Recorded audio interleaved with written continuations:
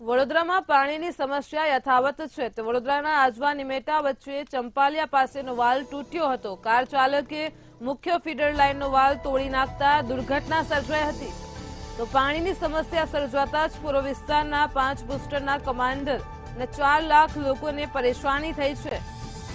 યુદ્ધના ધોરણે વાલનું સમારકામ કરાય તે માટે તંત્રએ કવાયત હાથ ધરી છે। વડોદરામાં છાસવારે પાણીની સમસ્યાઓ સર્જાતી હોવાથી લોકોને વારંવાર પાણી માટે હાલાકીનો સામનો કરવો પડે છે। તો વડોદરામાં પાણીની સમસ્યા યથાવત છે। 4 લાખ લોકોને પાણી માટે મુશ્કેલી સર્જાઈ છે।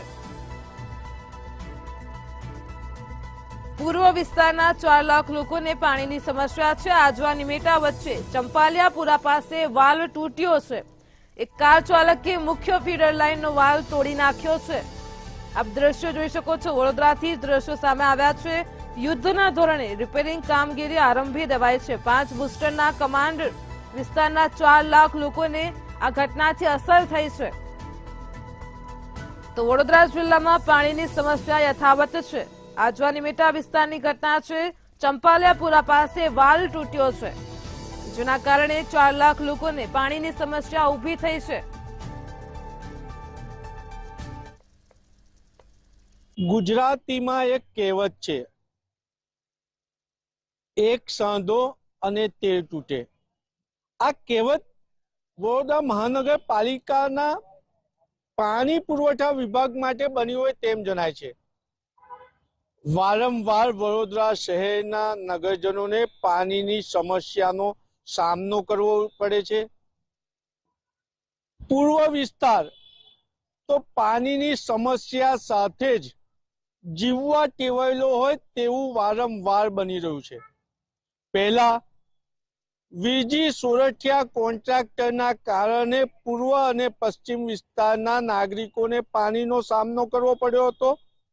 ત્યારબાદ ફતેહગંજ ખાતે આવેલી પાણીની મેઇન ફીડર લાઇનમાં ભંગાણ સર્જાતા 7 લાખ લોકોને પાણી વગર રહેવું પડ્યું હતું અને હવે આજવા નિમેટા પાસે આવેલા ચંપાલિયાપુરા ગામ પાસે એક પાણી પુરવઠાનો એરવાલ આવ્યો છે ને ત્યાં આગળ કાર ચાલકે એક્સિડન્ટ કરતા એરવાલમાં ભંગાણ પડ્યું અને આ એરવાલના ભંગાણના કારણે 4 લાખ લોકોને પાણી વગર રહેવું પડ્યું।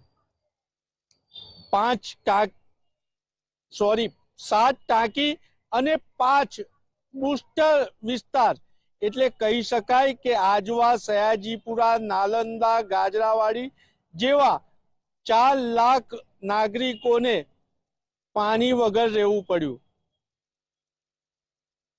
પાણીની સમસ્યા ને એને વાચા આપી ભારતીય જનતા પાર્ટીના સ્થાનિક કાઉન્સિલરે અને સંવેદનશીલ મ્યુનિસિપલ કમિશનર દિલીપ રાણા તાત્કાલિક સ્થળ પર પહોંચ્યા અને યુદ્ધના ધોરણે કામગીરી આરંભી છે।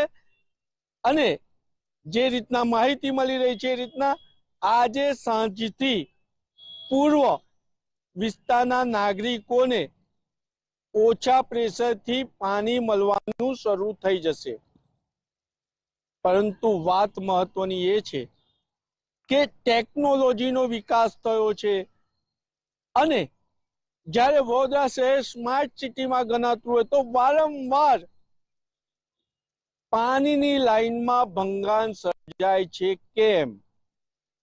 આ વખતે તો કારના અકસ્માતથી એરવાલમાં ભંગાણ સર્જાયું છે, પરંતુ અનેક વખત એકના એક જ વિસ્તારમાં એક જ પાણીની ફીડર લાઈનો પર ભંગાણ સર્જાય છે અને નાગરિકોને પાણીની સમસ્યાનો સામનો કરવો પડે છે અને પાણી વગરના ભારતીય જનતા પાર્ટીના શાસકો આવા કોન્ટ્રાક્ટરો અને અધિકારી સામે પગલાં લેવામાં પાણી વગરના સાબિત થાય છે। વડોદરામાં પાણીની સમસ્યા યથાવત છે। કાર ચાલકની ભૂલથી મુખ્ય ફીડરનો વાલ તૂટી ગયો છે। તાત્કાલિક સમારકામ થાય તે માટે કામગીરી શરૂ કરાઈ છે। 4 લાખ લોકોને પાણી માટે આ ઘટનાથી મુશ્કેલી સર્જાય છે. તો વડોદરામાં લોકો પાણી માટે વલખા મારી રહ્યા હોય છે તે દરમિયાન વધુ એક પાણીની સમસ્યા સર્જાય છે. પૂર્વ વિસ્તારના 4 લાખ લોકોને પાણીની આ સમસ્યાથી અસર થઈ છે. આજવા નિમેટા વચ્ચે ચંપાલિયાપુરા પાસે વાલ તૂટ્યો છે. તો 5 બુસ્ટરના કમાન્ડ વિસ્તારના 4 લાખ લોકોને આ ઘટનાની અસર થઈ છે. કાર ચાલકે મુખ્ય ફીડર લાઇનનો વાલ તોડી નાખ્યો છે. વડોદરામાં ફરી એક વખત પાણીની સમસ્યા સર્જાય છે. યુદ્ધના ધોરણે રિપેરિંગ કામગીરી આરંભી દેવાઈ છે. પૂર્વ વિસ્તારના 4 લાખ લોકોને આ ઘટનાથી અસર થઈ છે. તો આજવા નિમેટા વિસ્તારની ઘટના છે. ચંપાલપુરા પાસે વાલ તૂટ્યો છે. તાત્કાલિક સમારકામ થાય તે માટે કામગીરી શરૂ કરાઈ છે.